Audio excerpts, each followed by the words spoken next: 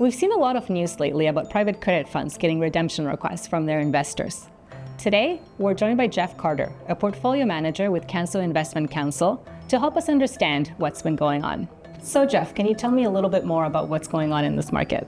Sure. So, the private credit market has grown significantly over the past decade.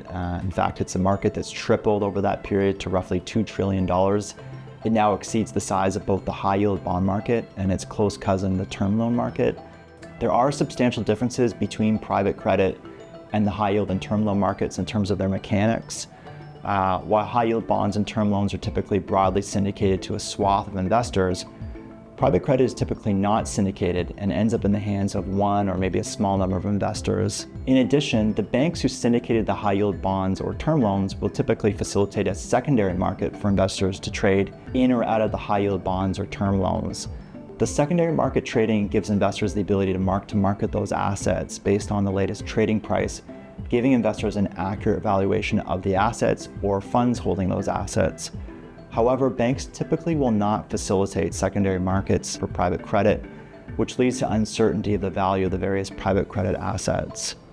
Now, most recently, we've seen a couple developments which have caused some investor concern in the private credit market. Firstly, we've seen some loans marked down in a dramatic fashion by private credit managers, sometimes taking a loan which was marked at 100 cents on the dollar down to a deep discount or even to zero over a pretty short period of time. The concern here is that without an active secondary market, it doesn't give private credit managers the opportunity to reduce their exposure should some liquidity be available. The second development that we've seen is a rise in the redemption requests from investors to private credit funds. Several private credit funds have seen redemption requests from 10 to as much as 40% of the funds.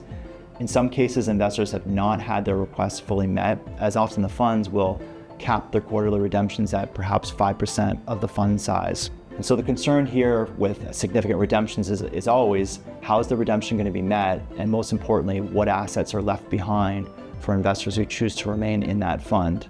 I'd say overall, we think markets will monitor these developments in the private credit market, and certainly we could see some of the money which migrated into private credit over the past few years migrate back to the high yield bond and the term loan markets.